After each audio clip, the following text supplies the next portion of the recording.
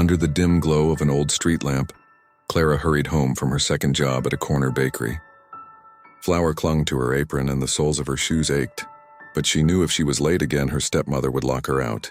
Ever since her father's death 3 years ago, the house that had once been warm and safe had become a place of endless tasks. Her stepmother and 2 grown stepbrothers treated her as an unpaid servant.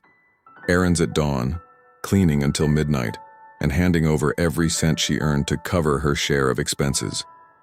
She had learned to swallow her pride and stay quiet, but inside her a small flame of hope refused to go out. One rainy evening, on her way to deliver a package for her stepmother's online shop, Clara slipped and scattered its contents across the pavement. A stranger stooped to help her, his umbrella shielding her from the downpour. "You're soaked," he said gently, gathering the parcels with careful hands. He introduced himself as Daniel, a local contractor renovating the cafe next to the bakery. Over the next few weeks, he began appearing at closing time with coffee or a sandwich, because you always forget to eat. He noticed how Clara flinched whenever her phone buzzed, how she never kept a dime for herself.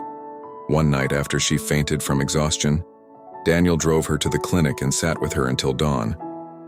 He listened as she confessed the truth about her living situation, every humiliating detail she had hidden from the world.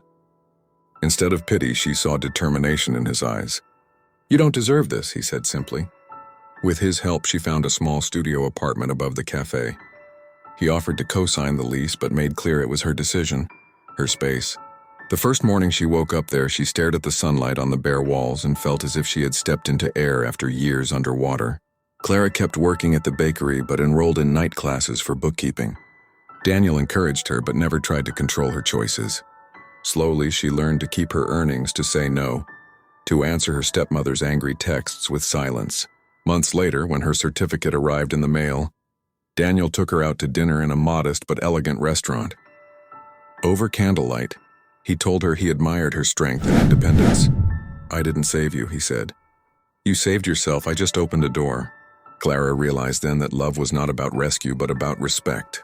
When Daniel asked if he could hold her hand, she smiled, not out of gratitude, but out of choice.